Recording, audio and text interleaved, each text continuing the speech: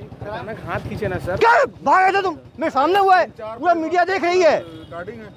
ये हैं आईपीएस अभिषेक पल्लव, जो कभी डीएसपी के बेटे को गाड़ी रोककर कानून का पाठ पढ़ाते हैं तो कभी आरोपियों का लाइव कबूलनामा दिखाते हैं, जिसे देखकर कई लोग कहते हैं कि एसपी हो तो ऐसा। लेकिन जब इनके घर सीबीआई की टीम छापा मारने पहुंची तो जो हुआ उसे सुनकर आप भी दंग रह जाएंगे। मुझे लगता है आईपीएस अभिषेक पल्लव को तो आजकल हर कोई जानता होगा, क्योंकि सोशल मीडिया पर इनकी वीडियो काफी वायरल होती हैं। 26 मार्च साल 2025 को अचानक से सीबीआई की 3 गाड़ियां आईपीएस अभिषेक पल्लव के घर में घुसती हैं। उन 3 गाड़ियों में से कुछ लोग उतरते हैं और आईपीएस अभिषेक पल्लव से कहते हैं कि साहब कहां जा रहे हो। आईपीएस अभिषेक पल्लव कहते हैं कि मैं तो ऑफिस जा रहा हूं, लेकिन आप लोग कौन हो। तो जो लोग गाड़ी से उतरे थे वो लोग आईपीएस ऑफिसर को अपना आई कार्ड दिखाते हैं, जिस पर लिखा था सीबीआई। जैसे ही आईपीएस अभिषेक पल्लव उनका आई कार्ड देखते हैं तो आईपीएस साहब उनको बाकायदा सलूट करते हैं।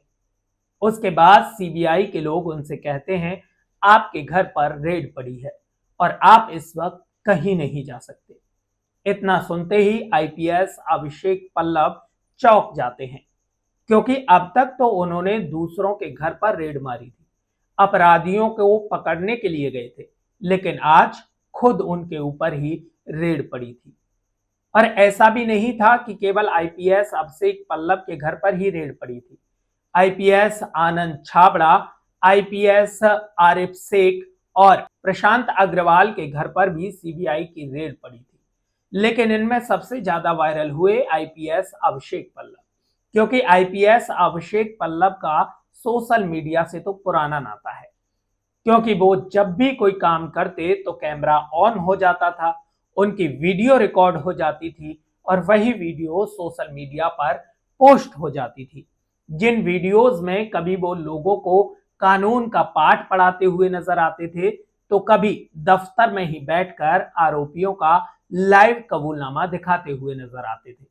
लेकिन अब आपके मन में एक सवाल आ रहा होगा कि आखिर आईपीएस अभिषेक पल्लव के घर पर रेड क्यों पड़ी। ये पूरा मामला है 6000 करोड़ रुपए का। आज मैं आपको बताऊंगा इस पूरे मामले की पूरी कहानी, इसलिए बने रहिए मेरे साथ। नमस्कार, आदाब, सत श्री अकाल। आप देख रहे हैं न्यूज एक्स हिंदी और मैं हूं आपके साथ अरुण।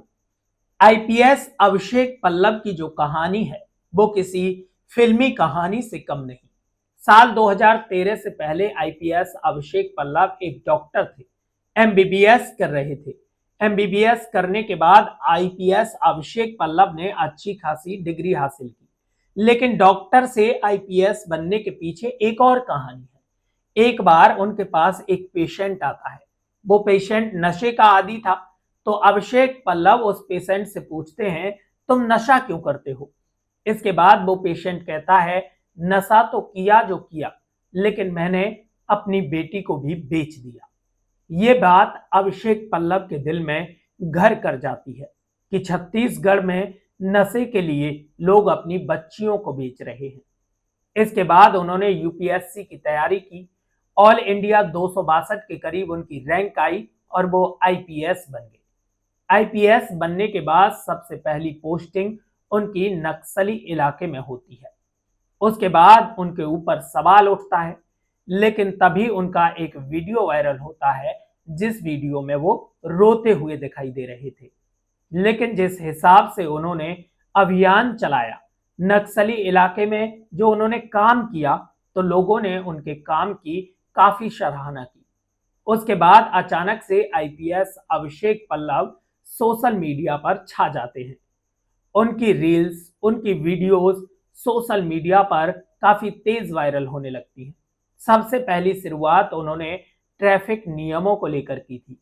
इसके बाद धीरे धीरे अपराधियों से कैमरे के सामने ही पूछताछ शुरू कर दी। लेकिन अब इसके बाद जो कुछ हुआ वो हैरान कर देने वाला था। आईपीएस अभिषेक पल्लव, जिनके सोशल मीडिया पर लाखों फॉलोवर्स हैं, उनके घर पर अचानक सीबीआई की रेड पड़ती है तो लोग परेशान हो जाते हैं कि आखिर इस अधिकारी के घर पर सीबीआई की रेड पड़ी तो क्यों पड़ी। चलिए अब मैं आपको ये पूरा मामला समझाता हूँ। साल 2016 में छत्तीसगढ़ के 3 लड़के, जिनमें से एक का नाम था सौरभ चंद्राकर, दूसरे का नाम था रवि कप्पल और तीसरे का नाम था अतुल अग्रवाल। इन तीनों लड़कों ने मिलकर एक ऐप बनाया। इस ऐप पर ये तीनों लड़के लोगों को गेम खिलाया करते थे और सट्टे भी लगवाते थे। और साल 2019-20 में जब कोरोना आया तो न जाने कितने लोगों की जिंदगियां बदल गई। लोग जब अपने घरों में कैद थे, लोगों के पास कोई रोजगार नहीं था, कोई काम नहीं था, तभी इन लोगों का वो ऐप बड़ी तेजी के साथ फलने फूलने लगता है। धीरे धीरे अपने ऐप पर ये लोग करोड़ों की संख्या में फॉलोवर पहुंचा लेते हैं। एक मीडिया रिपोर्ट के मुताबिक सट्टा खिलाकर जो इनका डेली का टर्नओवर था वो 200 करोड़ के पार पहुंच गया। जुआ खेलना और खिलाना हमारे देश में गैर कानूनी है, तो इसलिए ये लड़के अपराधी बन गए। इस पूरे ऐप के जो तार हैं वो दुबई से भी जुड़े हुए हैं।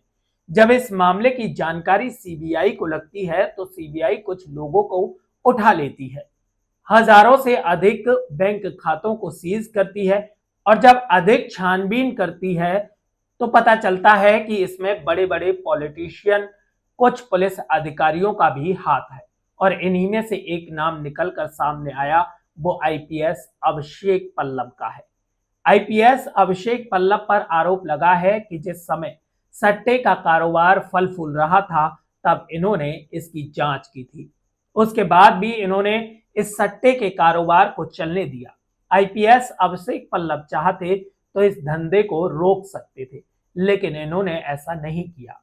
अभी तक आईपीएस अभिषेक पल्लव के ऊपर ये आरोप लगा है, अभी ये सिद्ध नहीं हुआ है। इसके साथ साथ छत्तीसगढ़ के पूर्व मुख्यमंत्री भूपेश बघेल पर भी ये आरोप लगा है, उनके साथ वाले कुछ लोगों पर भी आरोप लगा है और एक रिटायर्ड आईपीएस अधिकारी पर भी ये आरोप लगा है। लेकिन सबसे ज्यादा जो चर्चा में बने वो आईपीएस अभिषेक पल्लव ही बने। साल 2024 में भी अभिषेक पल्लव पर कस्टडी में डेथ का आरोप लगा था और साल 2025 में एक इंसान की हत्या हो जाती है। उस हत्या के बाद भाजपा की एक सरपंच उस गांव में जब पहुंचती है तो लोगों ने पथराव करना शुरू किया। इसमें जो सरपंच के साथ भाजपा के पॉलिटिशियन थे वो घायल हो जाते हैं। वहां के जो एसपी साहब थे वो कोई और नहीं बल्कि अभिषेक पल्लव ही थे। उसके बाद इनके ऊपर प्रेशर बनाया जाता है, जांच पड़ताल करो। तब आरोप इनके ऊपर लगा था कि 60 से ज्यादा लोगों को पकड़कर इन्होंने लाठी डंडों से पीटा था और इसी दौरान एक व्यक्ति जिसका नाम था प्रशांत, उसकी हवालात में मौत हो जाती है। लेकिन ये मामला यहीं पर दबा दिया जाता है और इसके बाद अब सुर्खियों में है सट्टा ऐप का 6000 करोड़ का घोटाला। कांग्रेस का आरोप है कि ये जो रेड पड़ी है ये बीजेपी ने बदला लेने के लिए कराई है, क्योंकि जब भूपेश बघेल के घर पर रेड पड़ी उस समय काफी प्रोटेक्ट्स भी देखने को मिला था। तो क्या भूपेश बघेल की आड़ में इनके ऊपर निशाना साधा गया है या फिर भूपेश बघेल की आड़ में ये लोग भी बच जाएंगे? तो ये था पूरा मामला। इस पूरे मामले को लेकर आपकी क्या राय है, हमें कमेंट बॉक्स में कमेंट करके बताएं। साथ ही आगे की अपडेट्स पाने के लिए चैनल को सब्सक्राइब करें।